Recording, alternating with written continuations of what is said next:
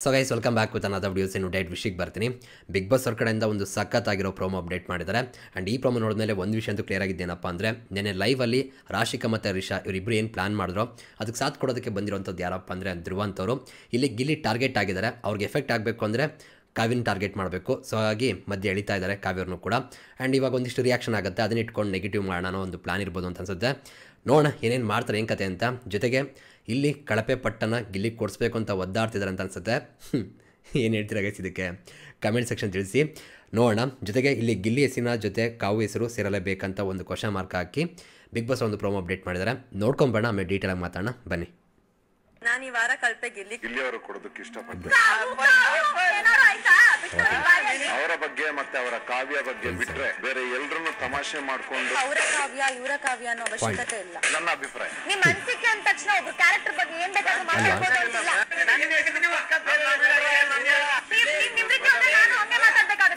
ಬೇರೆ ರೀತಿ ಮಾತಾಡ್ತೀನಿ ಅಂದ್ರೆ ಅದೇ ಅವ್ರ ರೀತಿ. ಇಂದು ರಾತ್ರಿ 9:30ಕ್ಕೆ ಸಖತ್ತಾಗಿದೆ ಗುರು. ಗೈಸ್, ನಿಮ್ಮ ಪ್ರಕಾರ ಈ ವಾರದ ಬಿಗ್ ಬಾಸ್ ಮನೆಯ ಕಳಪೆ ಪಟ್ಟ ಯಾರಿಗೆ ಹೋಗ್ಬೇಕಂತ ಹೇಳಿ ಅನಿಸುತ್ತೆ ಕಮೆಂಟ್ ಸೆಕ್ಷನ್ ತಿಳಿಸಿ ನೋಡೋಣ. ಜೊತೆಗೆ ನಿನ್ನೆ ಈ ಲೈವಲ್ಲಿ ಮಾತಾಡಿದ ವಿಡಿಯೋ ಮಾಡಿದ್ದೀನಿ, ಹೋಗಿ ಚೆಕ್ ಮಾಡಿ. ಸೊ ಡೀಟೇಲ್ ಎಕ್ಸ್ಪ್ಲೇನ್ ಮಾಡಿದ್ದೀನಿ, ಏನು ಮಾತಾಡಿ, ಏನು ಕತೆ, ಏನು ಸ್ಟ್ರಾಟಜಿ ಅವ್ರದ್ದು, ಏನು ಟಾರ್ಗೆಟ್ ಮಾಡಬೇಕು ಅಂದ್ಕೊಂಡ್ರು ಅಂತ. ಸೊ ಅದು ನೋಡ್ರೆ ನಿಮ್ಗೆ ಅರ್ಥ ಆಗುತ್ತೆ ನಾನು ಇವಾಗ ಏನು ಹೇಳ್ತಿದ್ದೀನಿ ಅಂತ, ಓಕೆನಾ. ಜೊತೆಗೆ ಇಲ್ಲಿ ಒಂದು ವಿಷಯ ಏನಪ್ಪ ಅಂದರೆ, ಇವಾಗ ಇವರು ಉದ್ದೇಶಪೂರ್ವಕವಾಗಿ ಈ ಥರ ಮಾಡ್ತಾರೋ ಇಲ್ವೋ ಅದು ಗೊತ್ತಿಲ್ಲ, ಬಟ್ ಅಲ್ಲಿ ಮಾತಾಡಿದ್ರಿಂದ ಇಲ್ಲಿ ಆಗ್ತಿರೋದ್ರಿಂದ ಖಂಡಿತವಾಗ್ಲೂ ಅನಿಸುತ್ತೆ ಇಲ್ಲಿ ಟಾರ್ಗೆಟ್ ಮಾಡ್ತಾರಂತ. ಆ್ಯಂಡ್ ಜೊತೆಗೆ ಒಂದು ವಿಷಯ ಅಬ್ಸರ್ವ್ ಮಾಡಿ ಗೈಸ್, ಗಿಲ್ಲಿನ ತುಂಬ ವಿಷಯಕ್ಕೆ ಎಳ್ಕೊ ಬರ್ತಾ ಇದ್ದಾರೆ. ಇಷ್ಟು ದಿನ ಇಲ್ದಿರೋ ಒಂದು ಪ್ರಾಬ್ಲಮ್ ಇವಾಗ ಯಾಕೆ ಬರ್ತಾ ಇದೆ ಅಂದರೆ ಅರ್ಥ ಆಗುತ್ತೆ ಅಲ್ಲ. ಆ್ಯಂಡ್ ಜೊತೆಗೆ ಕಳಪೆ ಅಂತ ಕೊಡೋಂಥದ್ದು ಏನು ಕೂಡ ತಪ್ಪಲ್ಲ, ಕೊಡಿ, ನಿಮ್ಗೆ ಯಾರು ಅನಿಸ್ತಾರೆ ಅವ್ರಿಗೆ ಕೊಡಿ, ಆದರೆ ಏನೂ ತಪ್ಪಿಲ್ಲ. ಆದರೆ ಕಳಪೆ ಅನ್ನೋದನ್ನು ಏನಕ್ಕೆ ಕೊಡಬೇಕು? ಈ ವಾರ ಅವ್ರು ಚೆನ್ನಾಗಿ ಆಡಿಲ್ಲ, ಅವ್ರ ಕಡೆಯಿಂದ ಕಳಪೆ ಆಟ ಆಗಿದೆ, ಒಂದು ವಾರದ ಕತೆಗಳು ಇಟ್ಕೋಬೇಕಾಗತ್ತೆ, ಏನೂ ಮಾಡಿಲ್ಲ ಅಂದರೆ ಕೊಡಬೇಕಾಗುತ್ತೆ. ಗಿಲ್ಲಿ ನೋಡಿದ್ರೆ 24 hours ನಗಿಸ್ತಾ ಇರ್ತಾರೆ ನಿಮ್ಮನ್ನೇ, ನೀವೇ ಕುತ್ಕೊಂಡು ನಗ್ತಿರ್ತೀರಾ, ಎಂಟರ್ಟೈನ್ಮೆಂಟ್ ತೊಗೋತಿರ್ತೀರಾ, ಚೆನ್ನಾಗಿ ಖುಷಿ ಕೂಡ ಪಡ್ತೀರಾ, ಬಂದುಬಿಟ್ಟು ಕಳಪೆ ಕೊಡ್ತೀರಾ. ಏನು ಹೇಳ್ತೀರಾ ಗೈಸ್ ಇದಕ್ಕೆ? ಆ್ಯಂಡ್ ಜೊತೆಗೆ ಇಲ್ಲಿ ಕಾವ್ಯವ್ರನ್ನೂ ಕೂಡ ತರೋವಂಥ ಅವಶ್ಯಕತೆ ಇರೋದಿಲ್ಲ, ಓಕೆನಾ.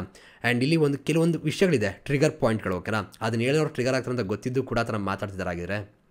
ಆ್ಯಂಡ್ ಇವಾಗ ನಾನು ಅನ್ನುವಂಥದ್ದು ಗೈಸ್, ಆಲ್ರೆಡಿ 2 ಟೀಮ್ ಆಗಿದೆ. ಇವಾಗ ಈ ಕಡೆಯಿಂದ ನೋಡೋವಾಗ ಅವ್ರು ಕೆಟ್ಟವ್ರು ಅನಿಸ್ತಾರೆ, ಆ ಕಡೆ ನೋಡೋರ್ಗೆ ಈ ಕಡೆ ಕೆಟ್ಟವ್ರು ಅಂತ ಅನಿಸ್ತಾರೆ.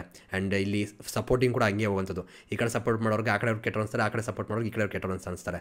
ಬಟ್ ಇಲ್ಲಿ ಮ್ಯಾಟ್ರ್ ಆಗೋದು ಹೆಂಗೆ ಗೊತ್ತಾ, ಕಾರಣಗಳು ಏನು ಕೊಡ್ತಾರೆ ಆ್ಯಂಡ್ ಯಾವ ಥರ ಉದ್ದೇಶಗಳಿದೆ, ಇದು ತುಂಬ ಇಂಪಾರ್ಟೆಂಟ್ ಆಗುತ್ತೆ. ಸೊ ಹಾಗಾಗಿ ಇಲ್ಲಿ ಕೆಲವೊಂದು ಉದ್ದೇಶಗಳು ತಪ್ಪಾಗ್ತಿದೆ ಅಂತ ಅನಿಸಿದೆ, ಅದು ಕೂಡ ಒಂದಿಷ್ಟು ಎಕ್ಸಾಂಪಲ್ ಇದೆ. ಸೊ ಈಗ ಪ್ರೊಮೋ ನೋಡ್ತಾ ರಿಯಾಕ್ಷನ್ ಕೊಡ್ತಾ ಅದ್ರ ಬಗ್ಗೆ ಮಾತಾಡ್ತಾ ಹೋಗೋಣ ಬನ್ನಿ. ನಾನು ಈ ವಾರ ಕಳಪೆ ಗಿಲ್ಲಿಯವರು ಕೊಡು. ಸೊ ಇಲ್ಲಿ ರಿಷಾ ಕೂಡ ಕೊಟ್ಟಿದ್ದಾರೆ. ಆ್ಯಂಡ್ ಜೊತೆಗೆ ಗಿಲ್ಲಿಗೆ ಇವರು ಕೂಡ ಧ್ರುವಂತ್ ಕೂಡ ಕೊಟ್ಟಿರೋದು ಗೊತ್ತಾಗ್ತದೆ. ಕಾರಣ ಅಂತ ಬಂದಾಗ ಇಷ್ಟಪಡ್ತೀನಿ. ಸೊ ಇಲ್ಲಿ ಏನು ರೀಸನ್ ಹೇಳಿಲ್ಲ, ಓಕೆನಾ. ಇಲ್ಲಿ ಇವರು ರೀಸನ್ ಹೇಳಿರೋದು ಕೂಡ ತೋರಿಸಿಲ್ಲ ನಮಗೆ. ಬಟ್ ಇದು ಮೊದಲು ಮಾತಾಡಿದ್ದು ಕಾವ್ಯವ್ರನ್ನ ಹೇಳ್ಕೊಬಂದ್ರಲ್ಲ, ಸೊ ಅದನ್ನು ಸಿಂಕ್ ಮಾಡ್ತಾರೆ ಅಥವಾ ಲಿಂಕ್ ಮಾಡ್ತಾರೆ ಅಂತಲೇ ಹೇಳ್ಬೋದು. ಬಿಗ್ ಬಾಸ್ ಅವರು ತುಂಬ ಬುದ್ಧಿವಂತರಿದ್ದಾರೆ. ಆ್ಯಂಡ್ ಜೊತೆಗೆ ಇಲ್ಲಿ ಕಾವು ಅಂತ ಅಗೇನ್ ಅಲ್ಲೂ ಕೂಡ ಅದೇ ಕತೆ. ಆ್ಯಂಡ್ ಲೈವ್ ಕೂಡ ಇದೇ ಮಾತಾಡಿದಂಥದ್ದು. ಆ್ಯಂಡ್ ಇವರ ಟಾರ್ಗೆಟ್ ಗಿಲ್ಲಿ ಆಗಿರೋದ್ರಿಂದ ಗಿಲ್ಲಿನ ಟಾರ್ಗೆಟ್ ಮಾಡಬೇಕು, ಅವ್ರಿಗೆ ಟ್ರಿಗರ್ ಮಾಡಬೇಕು ಅಂದರೆ ಕಾವ್ಯನ ಟ್ರಿಗರ್ ಮಾಡಬೇಕಾಗುತ್ತೆ, ಎಳ್ಕೊಬರ್ಬೇಕಾಗುತ್ತೆ. ಆಮೇಲೆ ಇವರಿಬ್ಬರನ್ನ ದೂರ ಮಾಡಬೇಕು ಅಂತ ಸಿಕ್ಕಾಪಟ್ಟೆ ಒದ್ದಾಡ್ತವ್ರೆ ಗೈಸ್. ಅದು ಯಾಕೆ ನನಗಂತೂ ಅರ್ಥ ಆಗ್ತಿಲ್ಲ. ಇವರಿಬ್ಬರು ದೂರ ಆದರೆ ಇವ್ರಿಗೆ ಏನು ಬೆನಿಫಿಟ್ ಅಂತ ಅರ್ಥ ಆಗ್ತಿಲ್ಲ. ಆ್ಯಂಡ್ ಅವರಿಬ್ಬರು ಕೂಡ ಇಂಡಿವಿಜುವಲಾಗಿ ಆಡ್ತಿದ್ದಾರೆ ಅವ್ರ ಆಟನ. ಇಲ್ಲಿ ಯಾರ ಬಗ್ಗೆನೂ ಕೇರ್ ಮಾಡ್ತಾ ಕುತ್ಕೊಳ್ಳೋಕೆ ಹೋಗಲ್ಲ. ಪ್ರೀತಿ ಇದೆ, ಫ್ರೆಂಡ್ಶಿಪ್ ಇದೆ, ಅದ್ರ ಬಗ್ಗೆ ರೆಸ್ಪೆಕ್ಟ್ ಇದೆ, ತುಂಬ ಚೆನ್ನಾಗಿದ್ದಾರೆ ಅವರು. ಬಟ್ ಇಲ್ಲಿ ಅವ್ರನ್ನ ಹೊಡೆದು ಅವರಿಬ್ಬರನ್ನೂ ಕೂಡ ಒಂದು ಏನಂತಾರೆ ಈ ಆಟಿಂದ ಆಚೆ ಹಾಕಬೇಕು ಅಂತ ಅಂದ್ಕೊಂಡಿದ್ದಾರೆ. ಏನೋಪ್ಪ. ಆ್ಯಂಡ್ ಜೊತೆಗೆ ಇಲ್ಲಿ ರಿಷಾ ಅವ್ರದ್ದು ರೀಸನ್ ಇವತ್ತು ಎಪಿಸೋಡ್ ಬರುತ್ತೆ, ಅದನ್ನ ನೋಡಿ ಮಾತಾಡೋಣ ಅವ್ರ ಬಗ್ಗೆ. ಅವರ ಬಗ್ಗೆ ಮತ್ತೆ ಅವರ ಕಾವ್ಯ ಬಗ್ಗೆ ಬಿಟ್ಟು ನೋಡಿ, ಇವಾಗ ಅವರ ಬಗ್ಗೆ ಅಂತ ಹೇಳಿದ್ರು ಅಲ್ವಾ ಇವ್ರಿಗೆ, ಗಿಲ್ಲಿ ಅವ್ರಿಗೆ. ಅದನ್ನು ಬಿಟ್ಟು ಅವರ ಕಾವ್ಯ ಅಂತ ಬಂದಾಗ ಏನನ್ಸುತ್ತೆ, ಇವೆಲ್ಲ ಸ್ವಲ್ಪ ಇಷ್ಟ ಆಗದೆ ಇರೋವಂಥ ವಿಷಯಗಳೇ. ಯಾಕಂದರೆ ಅವರ ಅಂತ ಬಂದಾಗ ಅವ್ರ ಹುಡುಗಿಯೇನೋ ಲೆಕ್ಕ ಬರುತ್ತೆ.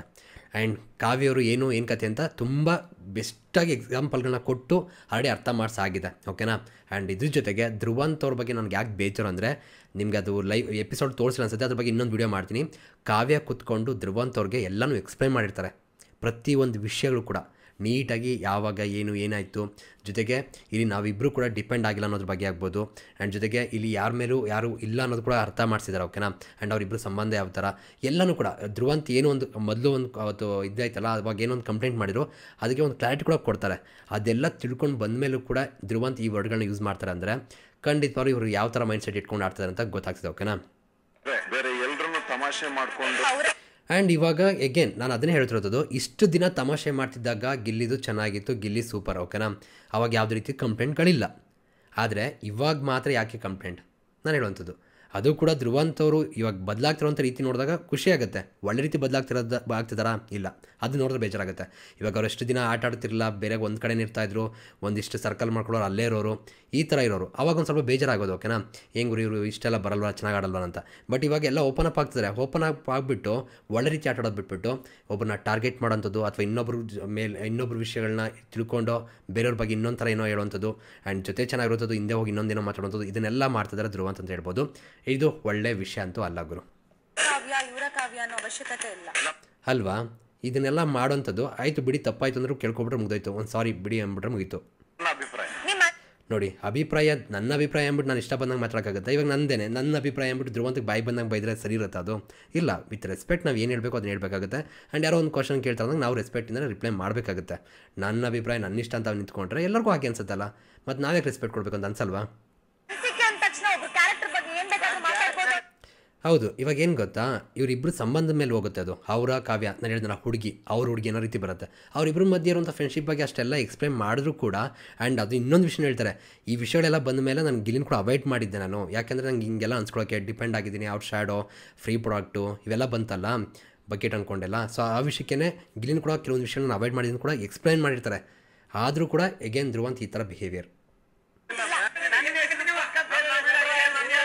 And for the first time ಅನಿಸುತ್ತೆ ಗಿಲ್ಲಿ ಎಷ್ಟೊಂದು ಕೋಪಗಳು ಮಾಡ್ಕೋತಿರೋವಂಥದ್ದು, ತುಂಬ ಕಡಿಮೆ ಅವ್ರು ಕೋಪ ಮಾಡ್ಕೊಂಡಿರೋದನ್ನು ನೋಡಿರುವಂಥದ್ದು.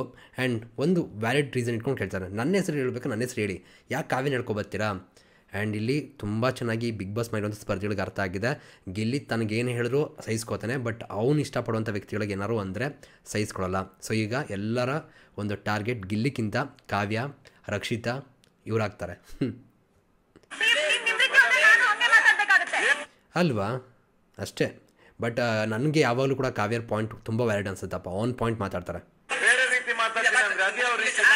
ನೋಡಿ, ಬೇರೆ ರೀತಿ ಮಾತಾಡ್ತೀನಿ ಅಂದಷ್ಟಕ್ಕೆ ಇವ್ರಿಗೆ ಹೆಂಗೆ ಟ್ರಿಗರ್ ಆಗುತ್ತೆ, ಹೆಂಗೆ ಮಾತಾಡ್ತಾರೆ, ಕ್ವಶನ್ ಮಾಡ್ತಾರೆ. ಬಟ್ ಬೇರೆಯವ್ರಿಗೆ ನೀವು ಏನಾರು ಬೇಕಾರು ಅನ್ಬೋದಾ? ಅಷ್ಟೇ, ತುಂಬ ಸಿಂಪಲ್. ನನ್ನ ಬಗ್ಗೆ ಹೇಳ್ತಿದ್ಯಾ, ನನ್ನ ಬಗ್ಗೆ ಮಾತಾಡೋ, ಅದನ್ನು ಬಿಟ್ಟು ಬೇರೆಯವ್ರ ಬಗ್ಗೆ ಏನಕ್ಕೆ ಮಾತಾಡ್ತೀಯ ಗುರು? ಆ್ಯಂಡ್ ನಮ್ಮ ಮಂಡ್ಯ ಸಖತ ಕಡಕಾಗಿ ಉತ್ತರ ಕೊಡ್ತಾ ಇದ್ದಾರೆ. ಸತ್ಯ ಅಲ್ಲ? ಸೊ ಇಂಟ್ರೆಸ್ಟಿಂಗ್ ಆಗಿದೆ. ಆ್ಯಂಡ್ ಇಲ್ಲಿ ಗಿಲ್ಲಿ ಅವರು ಒಂದು ಒಳ್ಳೆ ಕೆಲಸ ಮಾಡ್ತಿದ್ದಾರೆ, ಖಡಕ್ಕಾಗಿ ಮಾತಾಡಿ ಅಂತ ಹೇಳ್ಬೋದು.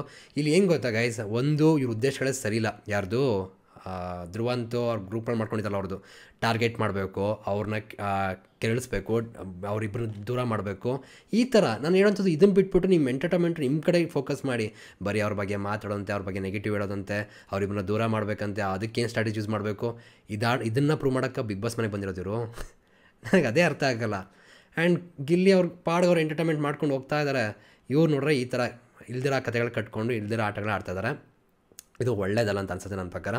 ನಿಮ್ಗೆ ಅನಿಸುತ್ತೆ ಗೈಸ್? ಕಮೆಂಟ್ ಸೆಕ್ಷನ್ ತಿಳಿಸಿ. ಆ್ಯಂಡ್ ನಾನು ಒಂದು ವೀಡಿಯೋ ಮಾಡಿದ್ದೀನಿ, ಅದು ನೋಡಿ ನಿಮ್ಗೆ ಅರ್ಥ ಆಗುತ್ತೆ. ಓಕೆನಾ? ಸಿಗೋಣ ಮತ್ತೆ. Thank you guys, love you guys, bye.